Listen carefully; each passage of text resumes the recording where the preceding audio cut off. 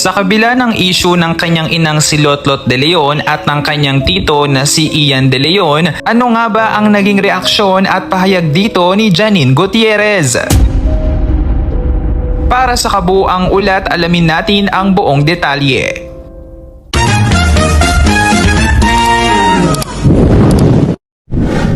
Uminit ang usapin sa pagitan ng magkapatid na Lotlot De Leon at Ian De Leon matapos magpalitan ng magkakaibang pahayag ukol sa One Person Corporation, OPC, pundasyon at mga ari-ariang naiwan ng yumaong superstar na si Nora Aunor.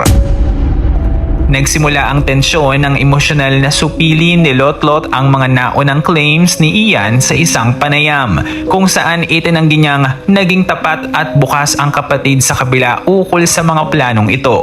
Sa gitna ng lalong lumalalim na hidwaan sa pamilya, inabangan ng publiko kung ano ang magiging reaksyon ng mga anak ni Lotlot, partikular na ang aktres na si Janine Gutierrez.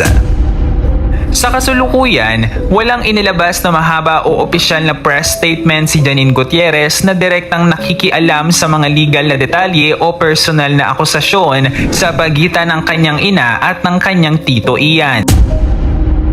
Sa halip na magbigay ng kontrobersyal na komento ukol sa isyu ng mana, pinili ni Janine na magpaabot ng kanyang simpleng mensahe ng suporta at pagmamahal para sa kanyang ina sa pamamagitan ng social media.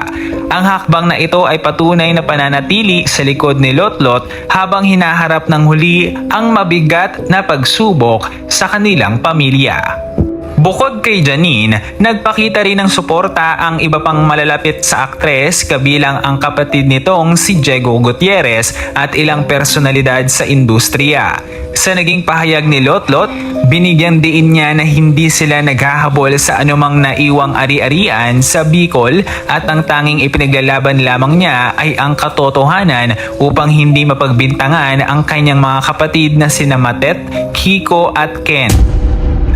Sa ngayon, nananatiling tahimik si Janine sa mas malalim na anggulo ng issue upang irespeto ang pribadong usapin ng kanyang pamilya.